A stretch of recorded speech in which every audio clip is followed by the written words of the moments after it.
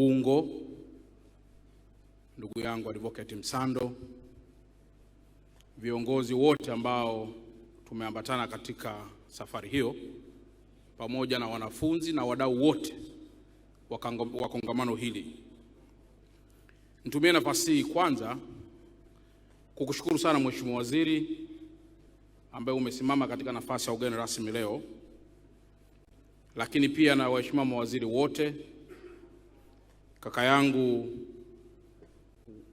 Wenje Mushi, mwenyekiti wangu wa jumuiya ya vijana Dasi. Kongamano hili ni kubwa sana, na ni kubwa kwa sababu ya wingi wa wadau waliojitokeza. Kwa dhati ya moyo wangu naomba tena tujipigie makofi mengi kwa uwepo hapa.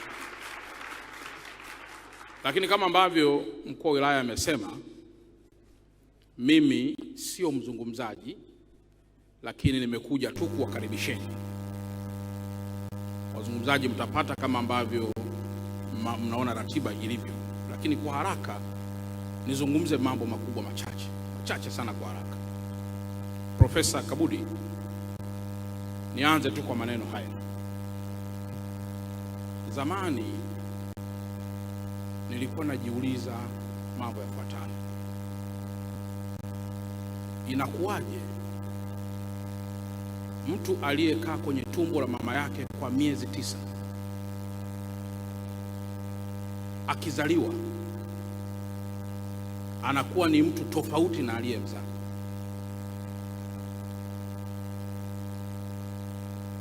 Labda nirudie tena kwamba inakuwaje kiumbe kilichokaa kwenye tumbo la mama yake miezi 9, ambacho miezi 9 yote kinakula na kufanya vitu vyote kwa kutumia uwezo wa mama yake, the moment anazaliwa na anakuwa, kinakuwa ni kiumbe kinachoishi kwa kujitegemea, wala hakina tena vinasaba hivyo na yule aliyemzaa. Maana yake kitendo cha wewe kukaa kwenye tumbo la mama kwa miezi 9, unakula kwa uwezo wa mama kwa miezi 9, ukizaliwa leo hii uko kwenye ukumbi huu wa Ubungo Plaza, lakini mama yako na baba yako, na hasa mama yako aliyekaa na wewe kwa miezi 9, hata hajui kama uko hapa Ubungo.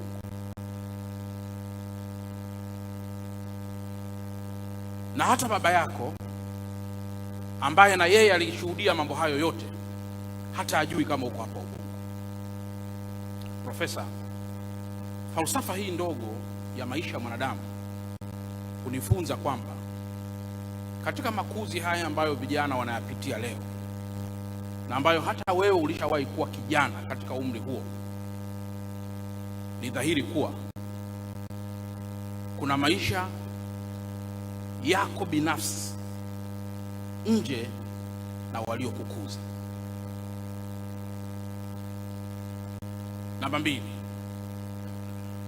Mheshimiwa Waziri na ambaye mgeni rasmi pia, huwa ninajiuliza tena swali la pili.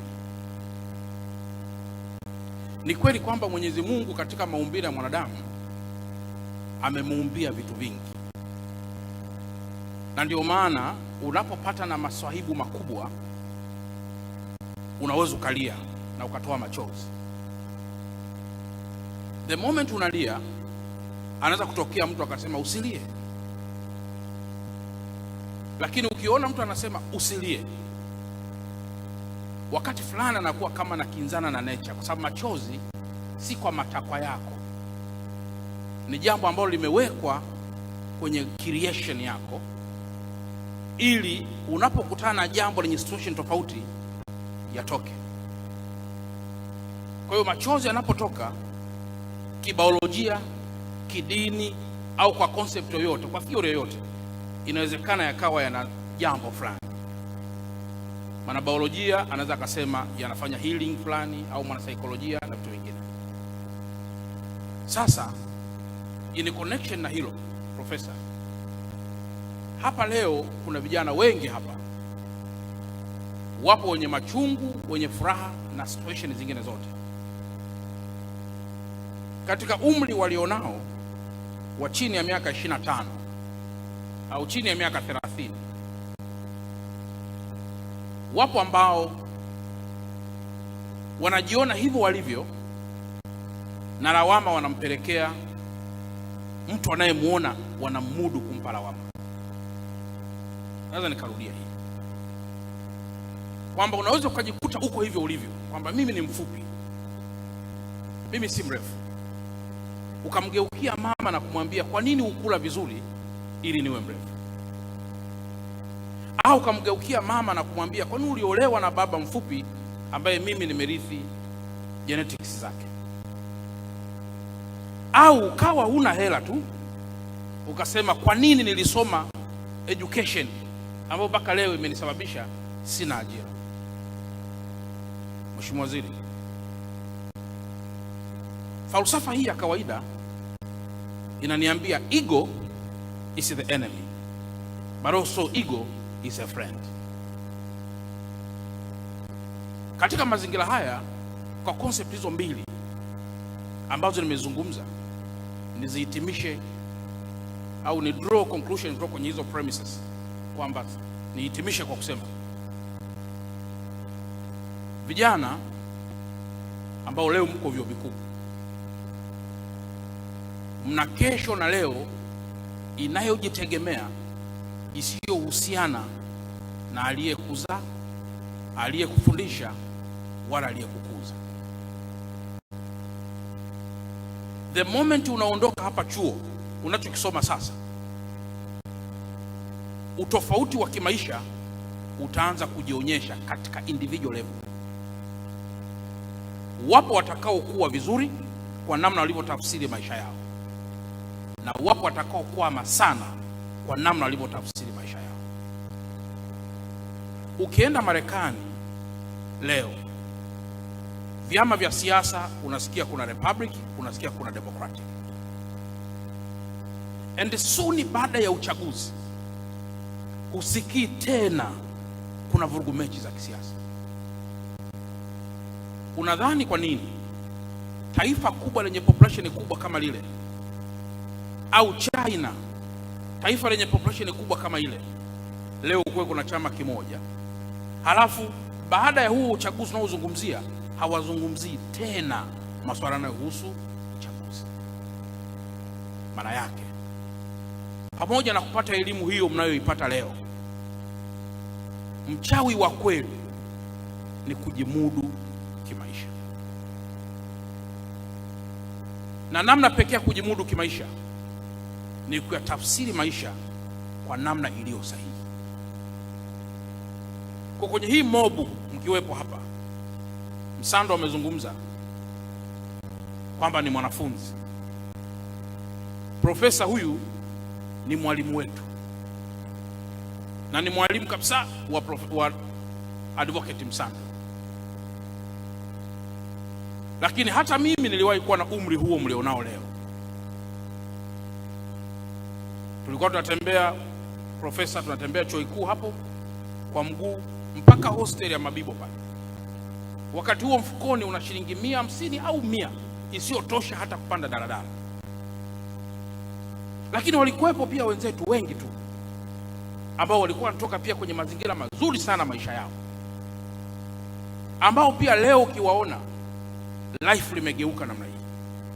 Sisi tunasema alhamdulillah, lakini wenzetu walitafsiri maisha yao kwamba yalifungiwa au yalifungiliwa. Tunasema their life was almost embedded kwenye maisha ya wazazi wao.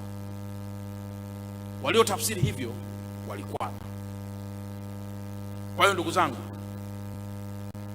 mafanikio mnayoyaona leo ya mtu yoyote yule, awe ni mfanyabiashara au asiwe mfanyabiashara, mchawi wa kweli ni jitihada. TAHLISO, mchawi wa kweli ni jitihada. Rais wa TAHLISO, meseji yangu mimi ni moja tu kwako na kwa wanafunzi wengine wote. maisha sio mepesi. Life is tough. Maisha hayako kwenye propaganda na vinywa kwa maneno mengi sana. Waliofanikiwa wamehustle. You must embrace the pain, because within it there is fuel to make your cup.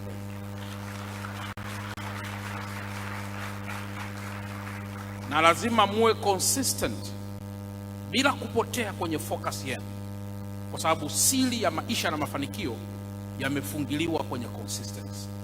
If you are consistent enough, that means utakuwa focus kwenye purpose. Kwa hiyo msije hata kidogo mkadhani maisha ni mepesi na kuweza kuyaharibu kwa siasa ndogo na zisizo na mashiko. Go deep kwenye masomo yako. Kama baadaye unataka kuja kuwa mfanyabiashara, utachoose utakapokuwa mkono huu una jambo na mkono huu una jambo. You still have time. Tunasikitika tunapokuta wakati fulani kijana ambaye tunaye, unaona ni kama vile anachukulia maisha kuwa ni mepesi. Life is not simple. Albert Msando ni mkuu wa wilaya.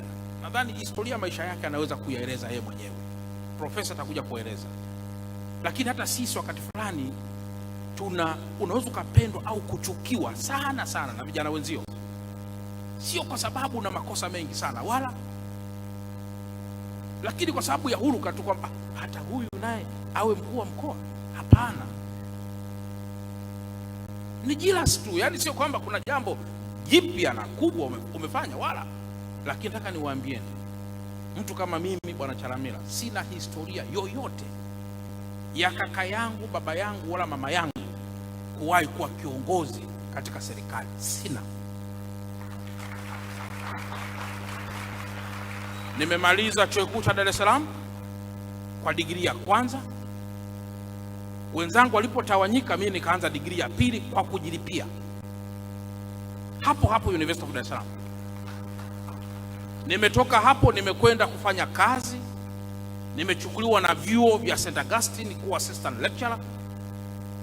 Nimefanya kazi hizo. Nimekuja mpaka kupata PhD, scholarship za PhD kwenda nje ya taifa letu. Najiandaa kwenda huko, uteuzi ukanifuata nikiwa sina godfather yoyote. Kwa hiyo hata wewe unaweza kuwa yoyote, ili mradi tu tafsiri sahihi ya maisha yako isiwe ni ile ya kuigilizia kwa mwenzako. Be you na si mwingine. Na falsafa inasema cogito ergo sum, I think therefore I am. Mimi kama mimi, sio mtu mwingine.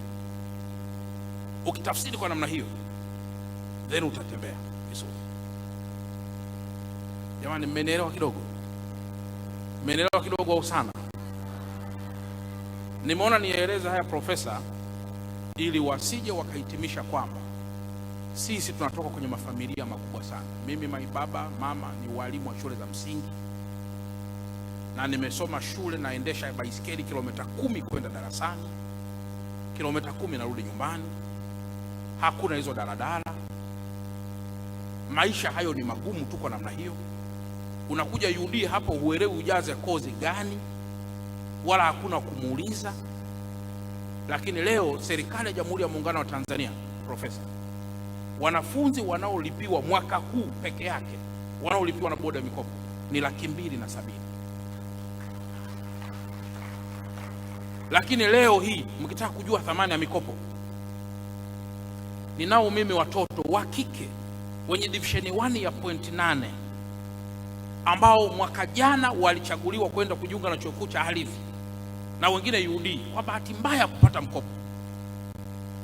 Nimewakuta nyumbani wamekaa mwezi mmoja, wameshapanga kuahirisha masomo, lakini hawalipia. Na nikahangaika tena, wakaja kupata tena mkopo wanapoingia kwenye mwaka wa pili. Nachotaka kusema profesa, Mungu akikubariki ukasomeshwa kwa mkopo wa sasa, heshimu aliyokupa hiyo sifa, kwa sababu leo hii tuna wazazi ambao anatamani ufike mbali, lakini hata ada ya shilingi 100,000 hana. The moment unafika chuo, unayasahau yale maisha ya mzazi na kudhani wewe unafanana na Balesa, unafanana na Mo, unafanana na JSM, unafanana na nani, unasahau, alafu unaiacha iliyo halisi yako, unaungana na watu ambao wanakufunza maisha yasiyo yako. The moment unamaliza chuo, unaanza kujuta ukiwa peke yako, wakati ule bwana aliyekudanganya hayupo na wewe tena. Bwana pewe sifa sana. Makofi mengi tena kwa mkuu wetu wa mkoa wa Dar es Salaam. Tuongeze makofi mengi tafadhali. Makofi mengi tena.